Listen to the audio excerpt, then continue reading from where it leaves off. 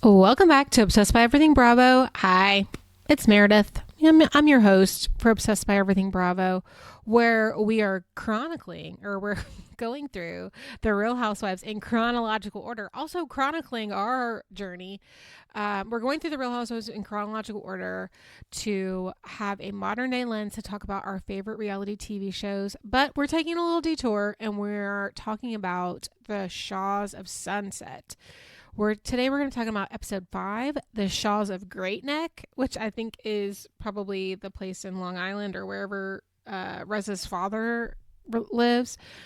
We will be doing these detours. Now we're going to be detouring. I don't know what the next one is. I'll have to look.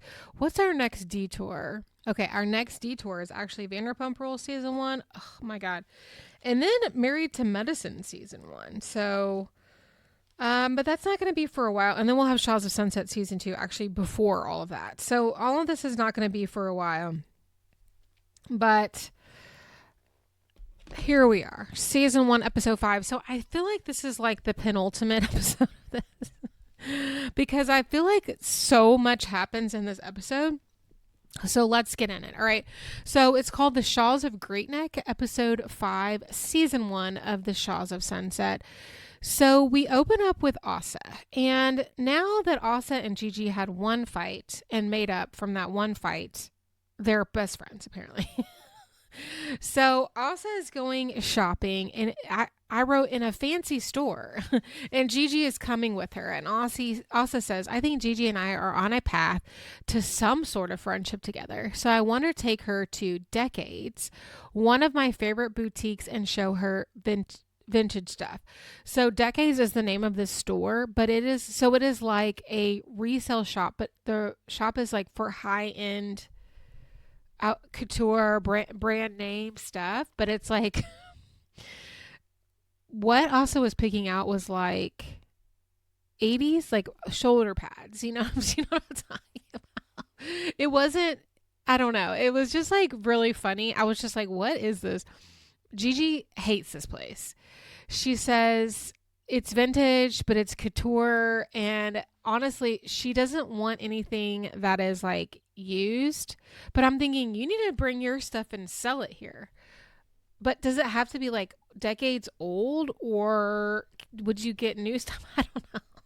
But it reminded me of Teresa Giudice saying that she doesn't want to live in a pre-done home. That's literally what it made me think of. And then everybody also hates the way that Asa dresses. So I think this is just funny, which I have no problem with the way Asa dresses. She is trying to do like a mix of like modern stuff with her culture. She's also trying to be like different in all these ways, but she also like drenches herself in gold. So it's not that different than what they're doing. And Gigi says, I genuinely love who Asa is on the inside, but the way she dresses on the outside is something else. So Asa's trying on some clothes, and Gigi was like, well, what did you think about MJ being late to my party? What did you expect her to say? Oh yeah, I thought it was great. Like, no, of course she's going to be like, well, it's rude. Also says it's different because it's your parents. You just can't show up at 11 or 10:30 for a party that ends at 10. And Gigi says, I think people who always show up late are like, oh, that's just who I am. So nobody really calls them out on it, but it's annoying. And then she says, it's a breath of fresh air to know that somebody is actually agreeing with me and taking my side. What MJ did was wrong.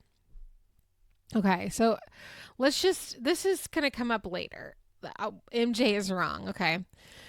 So now we go over to Reza. Now he's planning this big trip over to New York to see his dad, and his mom comes over, and again, huge spread of like snacks to like just munch on while they're sitting there. Much more than what you would need for two people. It's actually insane. And it just makes me think, I wonder how much food they throw away. Now, it's like nuts and olives and stuff, which you can just reuse, but it's the insanity is of the amount is insane. Anyway, he says, my mom is amazing because she always loved and supported me. And there are people who are dead to her because they talk shit about her son. And what I'm assuming is talking about him being gay, because again, even though we're in modern times, the culture is not caught up with that as much. They talk about the trip to New York, and this is where he explains about how the religious differences and that his dad had to convert to Islam in order to get married, which was upsetting to the Jewish side of the family.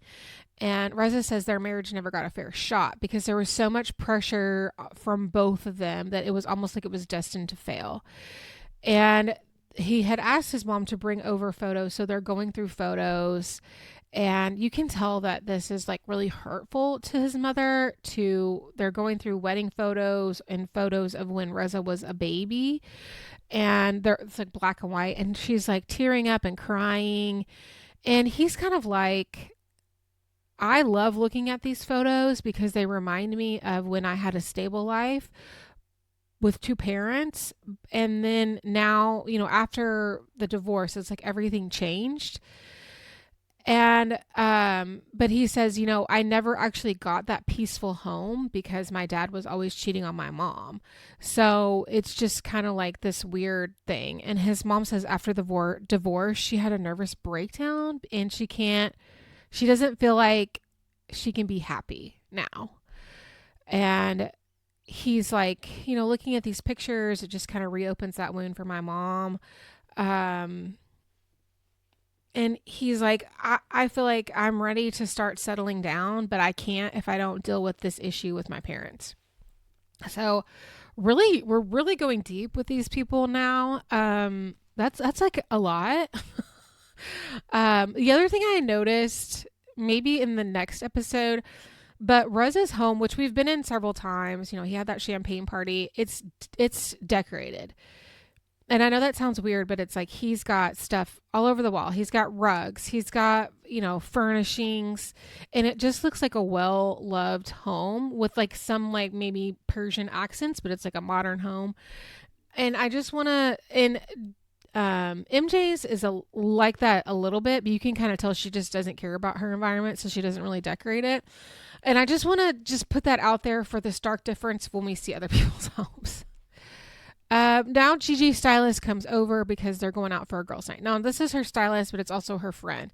But this girl was the stylist that came over and helped her, I guess, pack for Vegas. But they're all going to have a girls' night. And it's going to be MJ's going. Gigi is bringing this friend. Anita's going to be there. Asa's going with some friends and maybe some other people that we just have never met before. Gigi says, as long as nobody gets out of line or gets in my face, it'll be a good night. And then her friend is like, well, are you cool with Anita? And Gigi's like, well, I haven't seen MJ in so long, and she doesn't want to get catty and fighting. So if people start arguing, she's going to leave. Well, she asked you about Anita. So there's two strikes, right? Okay, so we go to commercial break, we come back, and it's now the girls are all getting out of the limo. Okay, they're gonna go out to eat. Why, whatever. They took a limo. Just seems so obnoxious, but Gigi says right now everything seems to be good between Anita and I, and we talked at Reza's champagne party, and it seems like tonight's gonna be a good night. Also brought a friend. Her name is Sunny, and she says, my friend Sunny is amazingly talented and runs a multi-million-dollar company that she founded. So everybody's just chatting. They're ordering, toasting, and everything seems good. They kind of are talking about online dating. And Gigi says to MJ, first of all of this is at the table. So for me, when we're talking about a housewife situation or like a Bravo situation, if you are eating dinner and you bring something up at the table, then it is conversation for the table, meaning other people are going to join in your conversation. If you want to have a private conversation where it's just you and that other person, you need to take that into a private conversation. Be like, hey, come sit with me at the bar. I need to talk to you about something.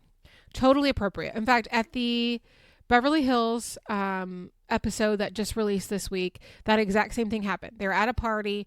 One character was told something that the other character said. They are actually very good friends, but prior to the show for like 20 years, she pulled her aside and said, "Hey, I heard you said this about me and I just want to like talk to you about it."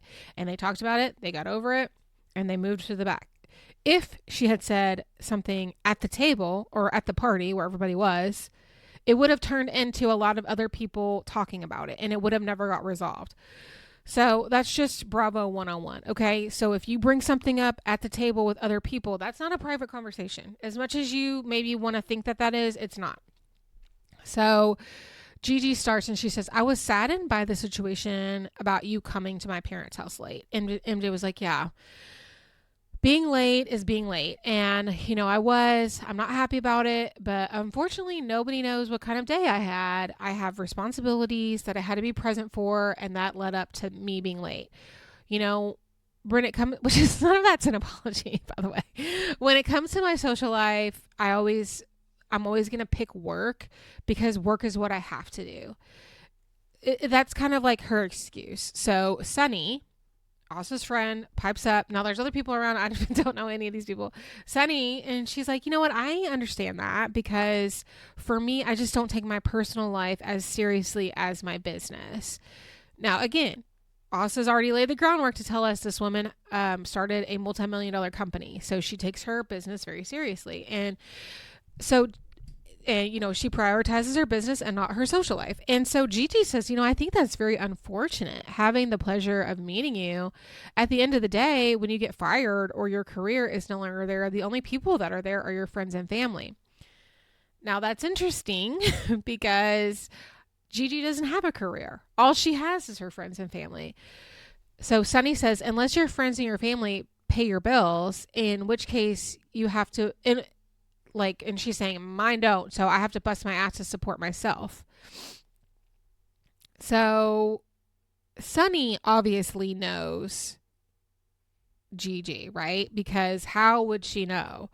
That seems very specific. But so she's just kind of saying like, "Yeah, I have to support myself. I don't have friends and family that pay my bills." Gigi doesn't know anything about that because obviously her friends and family support her stupid ass. So MJ tells us, was happy that someone had my back, but at the same time, it was out of nowhere. And Sunny says, "I feel like I'm at the point in my life where I need to change it," meaning she needs to put her social life first, not her business. And to be perfectly honest, Sunny, I think, was just having a conversation. But Gigi started this to scold MJ for being late to her parents' party. Like, that was the whole point of all that. She wanted to dress MJ down in front of the group and make her feel bad about coming late to the party.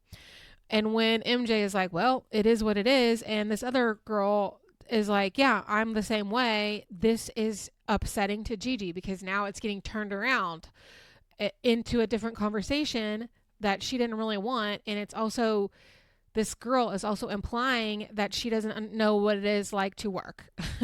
So Gigi is getting hot and MJ is like, "Just listen to her. She's actually trying to open up." And Gigi says, "Well, I was just talking to you." Again, my whole point in saying that is like, you can't have a private conversation in a table with 10 other people, or maybe 6 other people. So Gigi tells us, Asa's friend Sunny is jumping in all of a sudden to my conversation. Like, she's been on this ride the whole time. Just get off the roller coaster because you don't have a ticket. I love it when they make those little like analogies. Get off this roller coaster. You haven't been on here the whole time. The thing about it is Gigi is so infuriating to me. She pisses me off so much, but she's also so fucking hilarious. Like, I just can't. So Gigi's like, if she's trying to get this train back in the tracks, right? So she says, "If it's a club or a party, fine, be late. I'm used to that. But coming to my parents' house." So Asa is like, "Yeah, I've already told her I agree with her. Let me agree with her." She says, "That's like the one thing. It's just because it was her parents that it was too much." And MJ's like, she's like acknowledging, she's like, "Yeah, you're right. I'm doing my best, but these are one of the things that I need to work on." And Gigi goes, "Yeah, admitting you have a problem is the first step." So now they're like joking around, and Gigi and Anita are joking. They're like, we're going to get you a shot collar and it's just going to go off when you're late or something. You know what I mean? Whatever. They're all joking about it. Okay. She's admitting that she's late. She still hasn't apologized, but they're just moving on. So food gets delivered. And then MJ's like, well, what else has been going on? So now Anita says, MJ, actually, I've really been wanting to talk to you. Why do I feel like you're hiding behind a lot of the stuff that happened in Vegas? And MJ goes, and she's kind of like, what? So Gigi says, I'm so happy right now that someone else is calling out MJ because I took the wrath for everything that went down in Vegas. So Anita's like, you instigated it. You were laughing at me. And I just don't get why you would do that. And Gigi goes, and may I respond to that? No, you can't respond to that. She wasn't talking to you. What do you mean?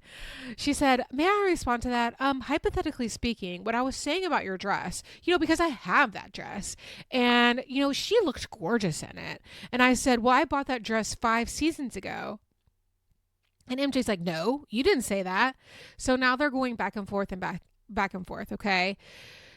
Now, before we get to the next part where everybody pops off,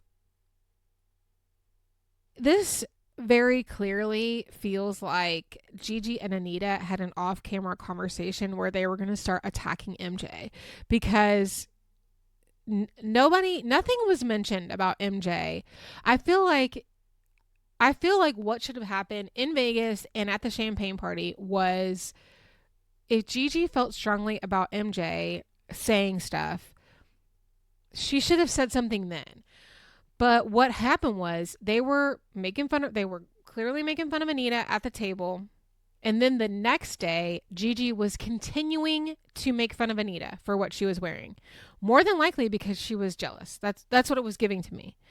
And then at that point, MJ had no part in it. Like, she was not making fun of Anita. It was Gigi was making fun of Anita. So rightfully so, Anita confronts Gigi and then they get into a big fight about it. So if you wanted to talk about the dinner, you should have been like, well, it wasn't just me, it was MJ and me.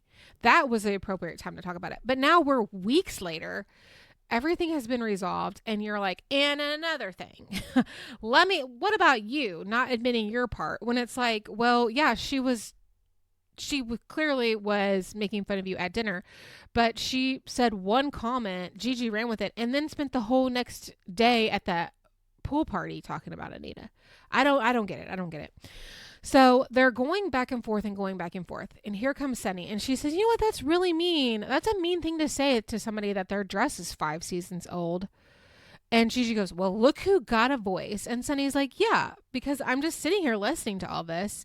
And Gigi's like, you're not in this. And Sunny's like, I'm sitting here watching this. You look ridiculous. And so Gigi goes, you don't want to step to me, little girl. Which Gigi is the youngest of these people by at least 5 years and more. And Sunny's like, no, you don't want to step to me, little girl. And they're like, at this point, standing up. And Gigi says, I'm stepping up to you right now. Show me what the fuck you got. And so Sunny speaks to her in Farsi. And she's like, watch your tongue, Golnessa. And then, which I love that they're like putting it in subtitles. And in English, she's like, let me tell you, as an observer, you're not a nice girl. And then she gets up and she's like, I'm going to leave. And she continues. And she's like, take it from someone who doesn't know you, but has been sitting here for 2 hours listening. And Gigi's like, I'm sorry that I have to put your little life down, that you have to work so hard and sweat your ass off to make $1.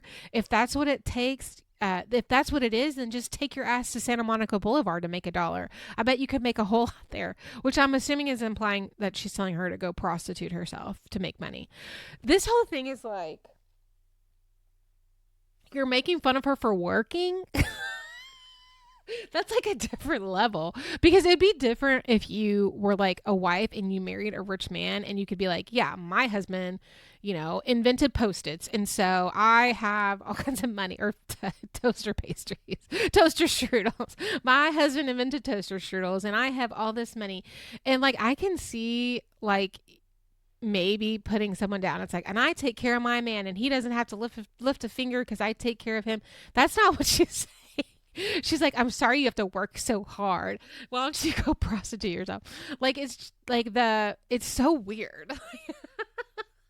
It's because that's your dad's money. Like you're you're no better than like the stereotypical like 30-year-old who's living in his mom's basement playing video games all day. That's literally what you're doing. It's just like you have your own apartment. And I have to be perfectly honest, I feel like she got this apartment for filming and nothing else. And like the clothes are clearly for filming. Like she wanted to have new clothes for filming. It doesn't, I don't know. It just doesn't ring true. And it's just such a weird take. So Sunny's like, are you serious? Watch your mouth, Golnessa. You are not a nice woman. Grow up. And now Asa and Sunny like leave the restaurant. And then I'm thinking, who's paying? Are they just like walking out on the bill? So then, and this is just another perfect example of of Gigi going from 0 to 100 for no reason. Because she's just like, they're kind of reliving everything that happened at Vegas. And the thing about it is yeah, MJ wasn't being nice, but Gigi also wasn't being nice. And I'm not sure why Anita decided to bring this up. That seems so weird. But then when somebody called her out on it, she just went crazy.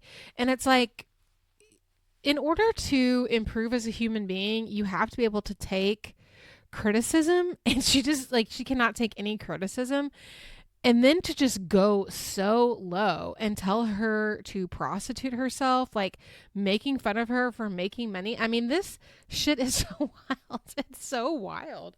And it's just like it doesn't make any sense. And when you watch it, you're like, how did we get to here? Did I miss something? But it's like, no, she just goes so hard. And then Gigi has the nerve to tell us the last thing that she wanted was for any type of drama. You're the drama, babe.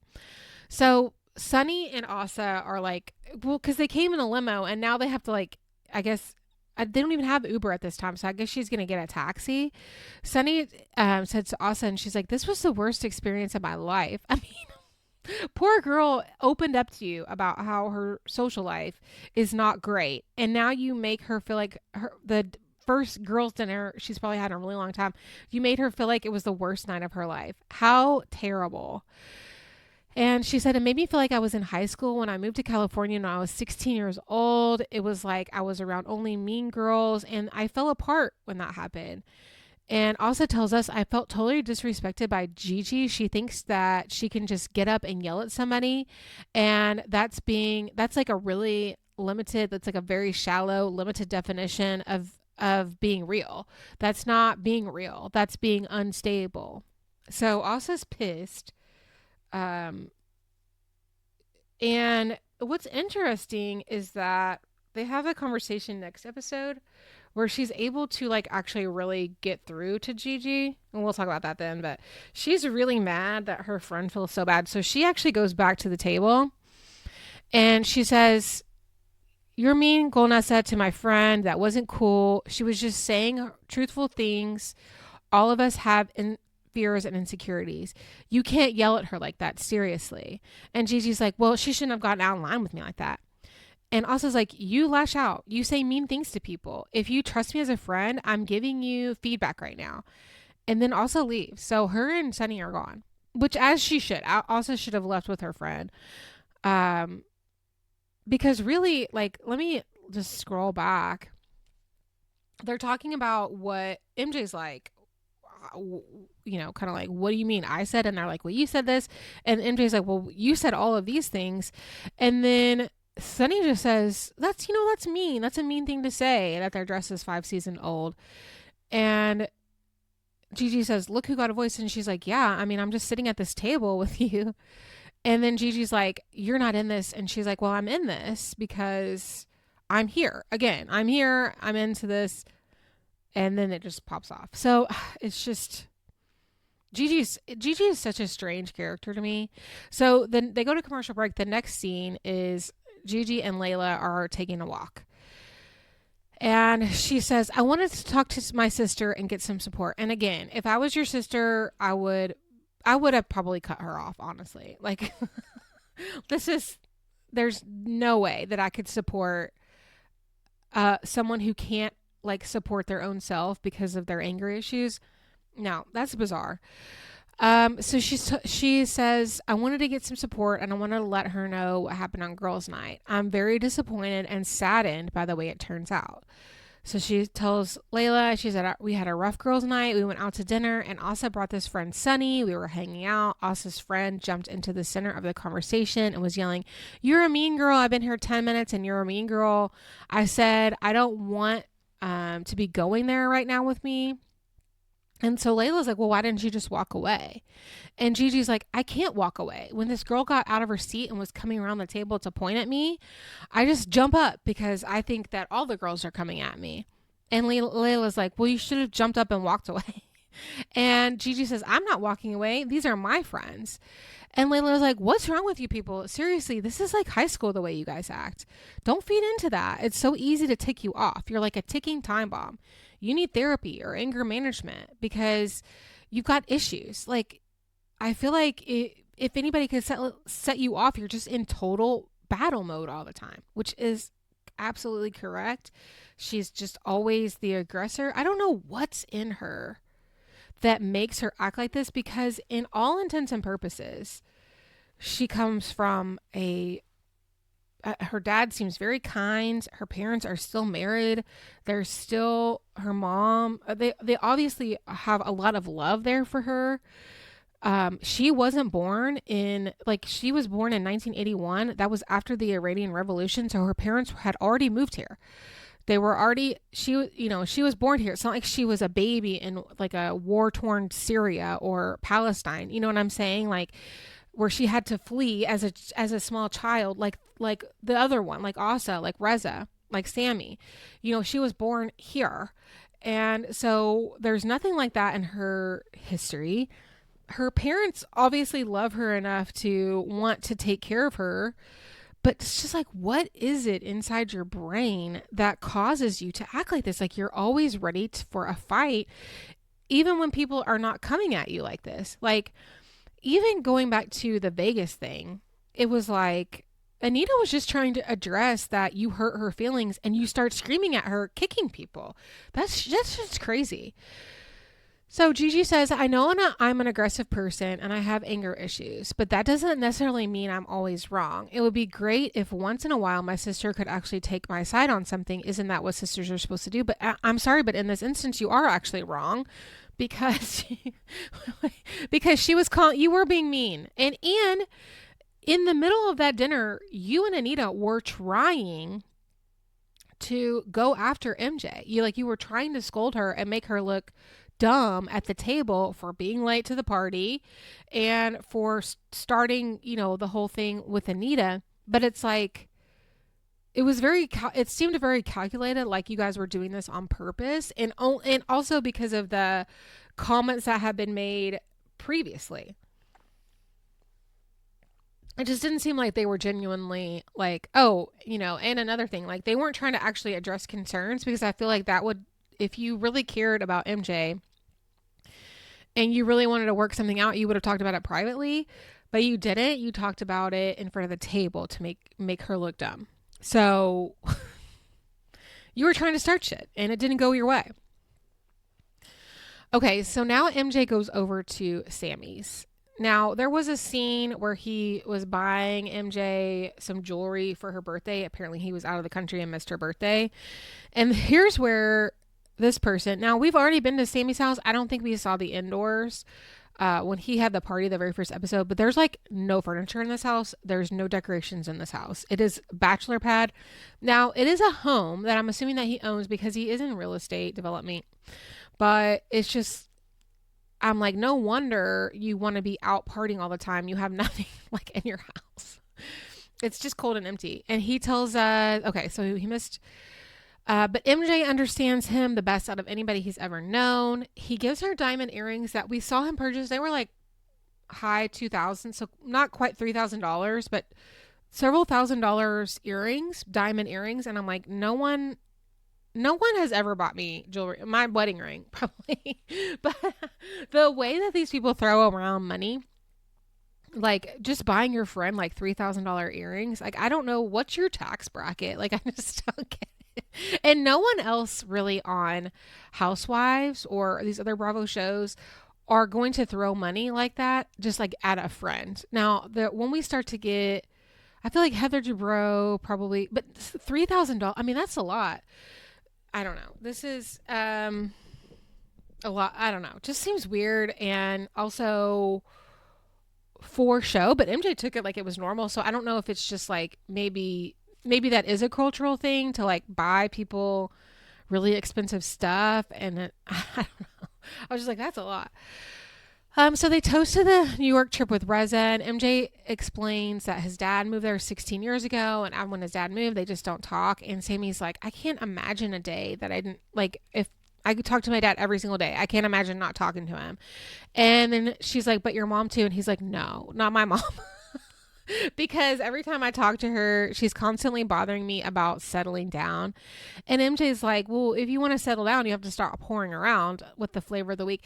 And this is where I have to stop, because this man, even though he does spend $3,000 on earrings for your birthday, which is kind, um, this man is not someone that I would feel like gets women. He's fat, bald, no personality, at least on the surface, and he's a piece of shit. So, I just don't see him getting a lot of ladies. Maybe he's paying people to sleep with him. That would probably be actually I don't think he's going on dates. Like, he's not going on dates. So the problem with men like this is that they're a 2 and they want a 10. And they think just because they have money that they get a 10. And like, I'm questionable on actually what kind of money he has. But just because you have money, you don't deserve a 10. In fact, you don't deserve anything just because you're like alive and a man. You have to be kind and you have to be respectful. That is one thing you are not. So yeah, you can flash around your money and buy somebody earrings, but that doesn't mean you're a kind person. That doesn't mean you're respectful. That doesn't mean that you value women and it's anything other than objects, which very clearly that is how you feel about women. And we're going to talk about that next episode. I'm like actually so mad and upset. I had to stop watching the next episode. I had to stop watching it. I had to like take time to cool down. I couldn't watch it. Sometimes I do that just because I'm like bored and I need a break, but this actually was upsetting to me. And we'll talk about it the next episode. We'll talk about it a lot, I'm sure. Okay, so now Reza and MJ are heading out to New York. And Reza says, I'm so focused on this Shabbat dinner. So Shabbat dinner, I think, is like the weekly, it's like the Jewish meal. They have it on Saturdays, and it's like celebrating. So it's kind of like not church, but I think it would be like an after church meal. But they always have like that challah bread, and they wear like their yarmulkes, and they do like not, is it the Torah? Oh my God, sorry. I'm so ignorant. But they read their Jewish texts, and I cannot think of what it's called. But anyway, it's just like a religious dinner. So they're going there to have a religious dinner. And so he is very nervous and of going there with his family, this Jewish side of his family that he's not close to. His grandmother is going to be there in this reconciliation with his dad. He's just having a lot of anxiety about that, which is obviously why he's bringing MJ. He tells us that when I was 18 or 19, my dad moved to New York, and it was like I never existed. And my goal for this Shabbat dinner is to make up with my dad and put a Band-Aid over this wound. So then in the car, they're like driving to the airport. He's telling MJ, he's like, I don't know if I made this clear or not, but my old ass, 100-year-old, mean ass grandmother is going to be there at the Shabbat dinner. And ever since my mom is out of the picture of his life, my grandmother cannot get enough of him, meaning my dad. And he says when my dad converted to Islam, his mom was not down with that at all. And this was the exact pinpoint of when my parents' marriage failed. I realized that my mom and your dad are like two peas in the pod. So what I'm gathering from this is he feels like his mom, who's crying over her wedding picture still, and we're talking about this is almost 20 years, and MJ's dad are two peas in a pod. So I'm thinking Vida was cheating on MJ's dad. Now, we have not met MJ's dad yet. We will in future seasons. Her dad is a big part of her story. We just haven't got there yet. But that's what it's telling me. And I don't actually remember like anything about Vida being a cheater. Like, this is like the first I'm hearing of this. So unconfirmed, but I feel like they're kind of hinting around about it, but nobody's actually specifically saying that, because MJ just said, oh, there was just men around. Well, was your dad gay? Is your mom? Like, I don't know. So TBD on that, but it kind of, the way that they're hinting about it is kind of implying that Vida was cheating, but I don't know.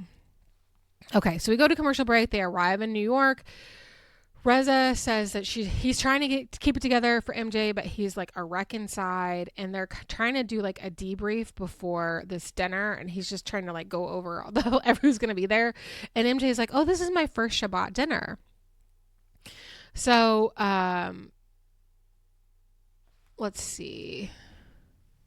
Then Reza tells us, oh, they get to his cousin's house, and the person who answers the door is like platinum blonde. Like, this color does not exist in adults, like in children. In fact, I just had one of my coworkers just had a baby, and their baby's hair was like platinum blonde. It was like Targaryen. That's how blonde it was, like almost white. And I was like, but that exists in babies. That does not exist in like adult women or men. And it was so crazy. Like, as soon as I saw her back opening the door, I was like, these people have money, because her hair also was very healthy, and like, yeah, you can box bleach your hair at home and get that color, but after doing that a few times, it's gonna fall out. And she had no roots. Like, this woman, I felt like her entire life is probably just maintaining this platinum blonde hair. Um, Okay, and so Reza tells us Great Neck Persians live a super glamorous lifestyle. They live in multi-million dollar houses on the water full of super expensive antiques. The blonde is blonder, the red is redder. They're like the supersized version of LA. Okay. So now we meet his dad. So we're meeting his cousin's kids. We meet his dad. Everybody gives him a big hug. They all greet MJ. They're all speaking Farsi. They're all just like talking to each other. And MJ says, Reza was really cold when he embraced his dad, like the hug. And she was like, it was not what I had expected from Reza. And Reza says, tells us, I'm talking to my East Coast family and everything is going great. But out of the corner of my eye, I noticed my grandmother. So this is his dad's mom, that I've only spoken to a handful of times, is like staring me down. And honestly, how I kept it together in that moment, I don't understand. So he wants to have a private chat with his dad before like they do the dinner. And MJ tells us she was so worried about this, and she was just thinking, please be nice, as in Reza be nice to his dad, because of the reception that Reza gave his dad. Okay, so Reza and his dad go out to the deck. We're just like in full view of all these other people. I I don't know if my long lost cousin came to my like party, brought cameras, and then was just like, let me go have this really intense conversation where I'm screaming at my dad on the deck. I would be like, no. Why don't we go to a restaurant? You know what I mean? Like, you're not doing this in my home. Anyway, so they go out to the deck, and Reza starts, and he's like, we haven't talked in forever. So his dad's like nodding, and he's like, why? So his dad says, well, you're upset with me. And Reza's like, well, why? And then his dad goes, because I ruined your life.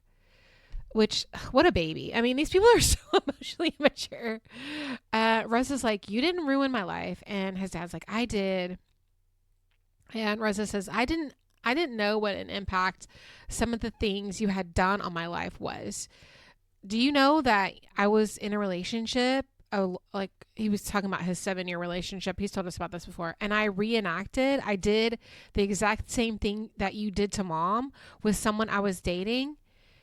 And so basically Reza is trying to say, I'm copying your behavior. I didn't realize that what you had done had affected me so much now that I'm an adult.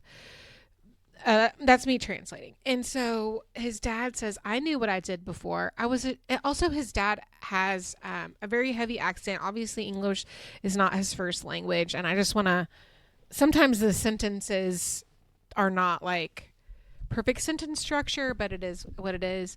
So he says, I knew what I did before. I was ashamed of myself. I had to leave her because I'd already done a lot of damages. I wanted to have all the problems. And then he says something that I have no idea what he says. It's like inaudible, and they don't catch it on the. They don't do the little subtitle to catch it. Um, so he's acknowledging that he has caused a lot of hurt. Reza says, but that doesn't work. You cannot check out from your children and your ex-wife's life.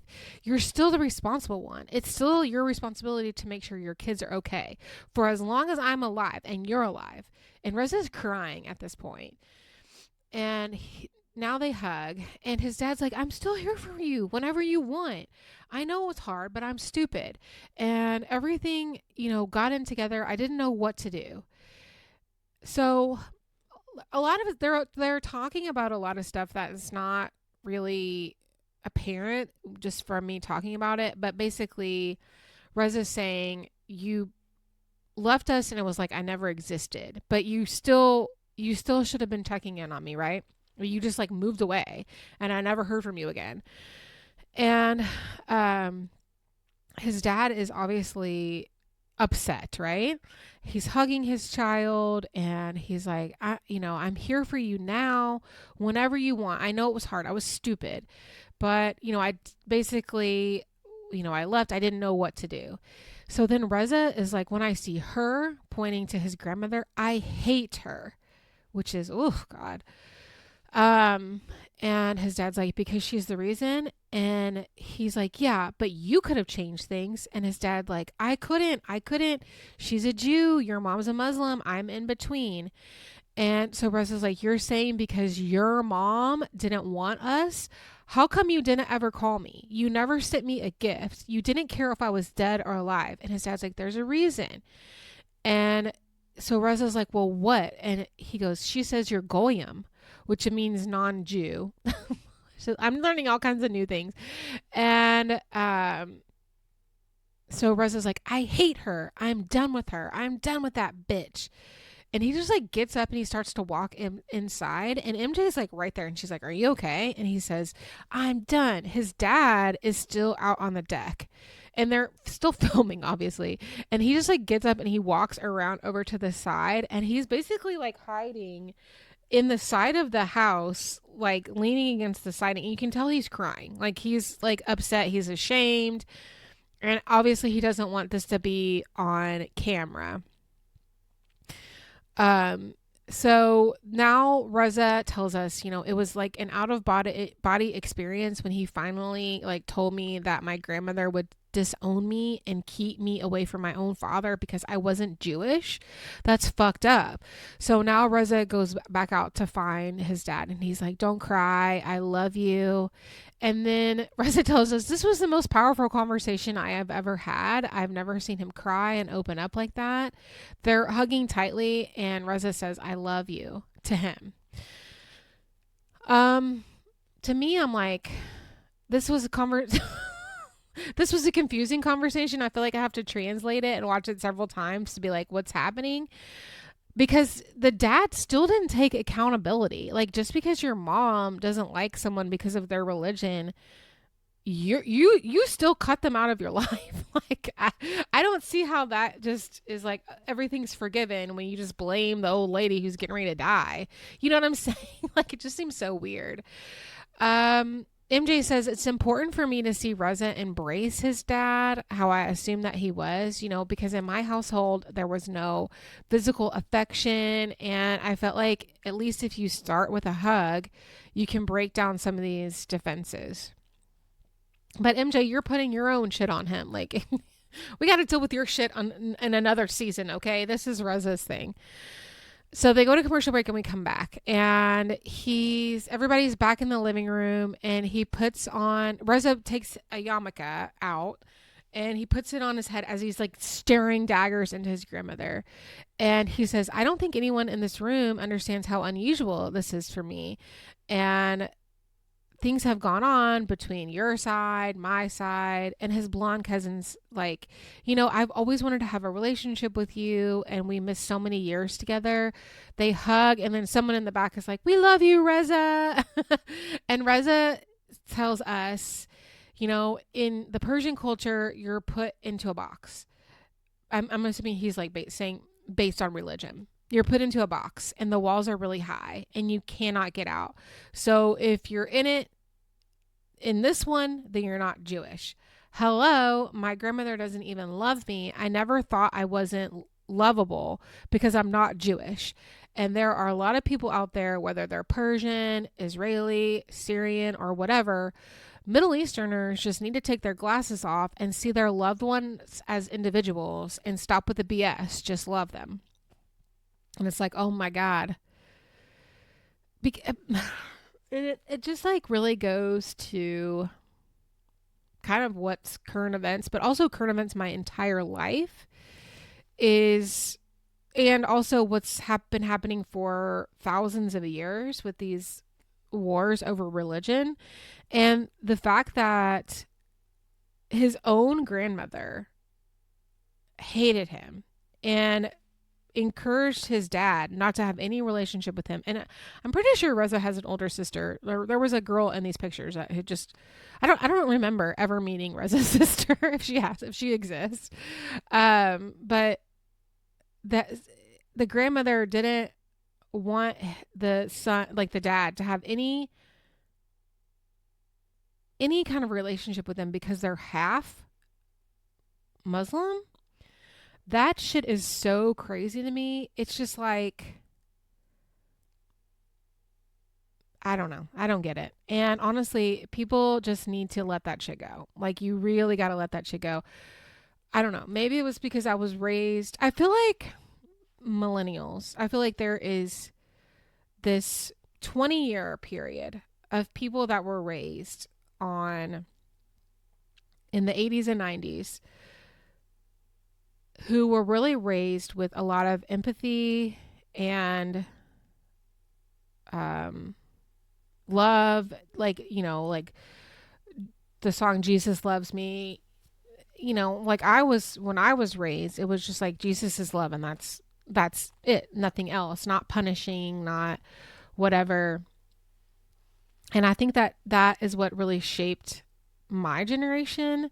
And it's not just in religion, but like in everything. It's like, think of the TV shows, we had Mr. Rogers and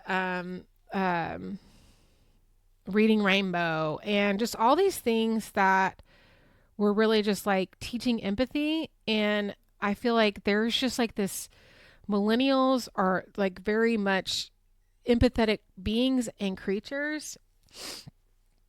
And we've got to find a way to continue to live like that, to continue to teach our children like that, and get away from this narrative that if you're a certain religion, you're bad. Because the reality is, in excess, all religions are bad, right? Like there's always, in every single religion, there's going to be a sect that does things because in the name of their religion that is bad. There's the white supremacist Christians. There's like the Muslims that do terrorism, and then there's like what's going on in Gaza right now, which is being perpetrated by the Israelis. You know what I'm saying? And it's like, and all other, maybe not Buddhism. I don't know about any terroristic Buddhists. I've never heard of that.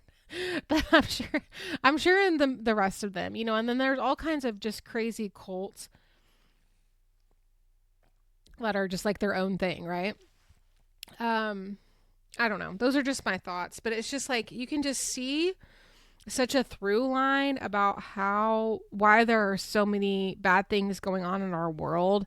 And it's all based on just like 4 or 5 things. And one of them is like religion. The other one is like money.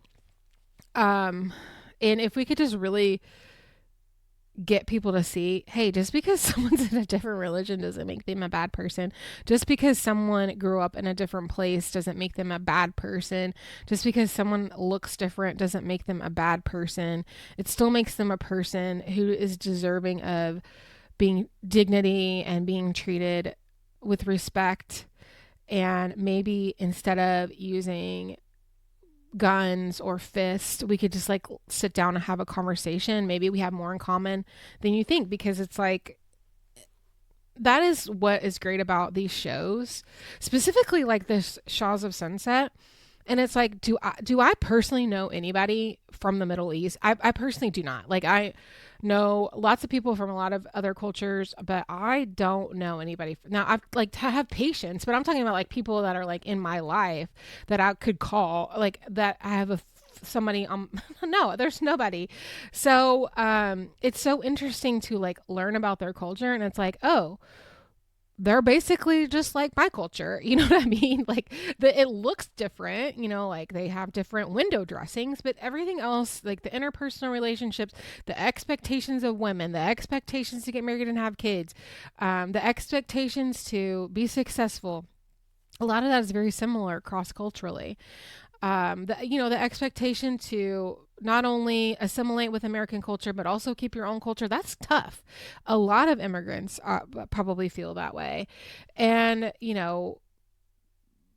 if we could just have maybe like a show like this for every community, I think people's eyes would be open. Um, but I don't know. That's just my waxing and waning. I keep seeing this girl's TikTok. So I always comment like, "Oh, you should watch or you should listen to my podcast." But so now if I comment, then I have to. It's like not that I have to, but I see a bunch of their other videos, and she keeps saying like, "The housewives are actually feminists," and I'm like, "Yes, of course they are. That's what I've been saying. I've been saying this for a decade. The housewives are actually feminists because they let you see that women are people." You know what I mean? Women are whole people. I need to re-release my like first episode where I talked about the reasons why I like to watch The Housewives. Women are people, and people are like 360 degrees whole person. Same way with this, the Shaws are people, and just like you. And having a show like this where we get to see that, and get to see like the good parts about a different culture, and maybe the bad parts about it, like they're focused on money. And I will say I did like do some research on what was the like reaction to Shaw's, because I remember watching it when it came out, liking it, and then like I continued to watch it, but it wasn't like Housewives where I'm like taping it, but like if it was on, I'd be watching it. But a lot of the people in that community did not like it. They felt like they were presented in a bad light, and maybe like a lot of like the stuff that was like it presented it in negative stereotypes, like they like gold, they like money, and stuff like that, which I never really saw as like such a negative stereotype, but I can see how people might not like that.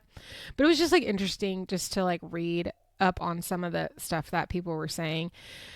And the other thing is like this is the show continued for like 10 years, and now we're getting a new iteration of the same show with like these same people, but more people added, and they're not talking so much about this is what it's like to be a Persian. This is what it's like to be a Persian. And maybe that's just like from season 1, where even the Real Housewives of New Jersey is like, this is what it's like to be Italian. You know what I mean? Like, so they're in Miami, same way. This is what it's like to be Cuban. So maybe that will ease on season 2. We'll see, but I don't know. Very interesting. Like I said, the next episode is the last episode. We don't have any kind of a reunion or anything. We will in the future, but just not for this season. I'm very angry, so I'm like have to take lots of breaks from that one. And we'll talk about it. But yeah, I thought this was really interesting. This is just like opening my eyes to a whole nother world that I don't have any close attachments to. Makes me very sad for Reza and for his father for missing like almost 2 decades together over, the grandmother's religious prejudices. That's sad. And think about all the people over time who's been in this situation and just missed out on so much of life due to prejudices. We've really got to start. Oh, listen, my phone. We've really got to start changing. We've got to start, and I think maybe it should just be millennials. We've got to start changing the world because this is not good for any of us. The way that this is just not good for the way that. Look at the way things are now. You know, look at the way things are in our country. This is not working. It's not working. We've got to change it. And we will. Thank you so much for listening. Next episode is going to be the finale. I hope you enjoyed this. I am definitely enjoying this break from the Housewives. I'm super excited though to get back to the Housewives because that's my true love. Thanks for listening as always. Give me a rating, give me a review, subscribe, give me a donation. Remember those donations are going to go, I already forgot what it's called. Don't worry, I will remember what it's called when it's time. The Minnesota Immigrant Rights Action Committee, MIRAC. Donations in February will go to that. So thank you so much for listening and we'll see you next time. Bye.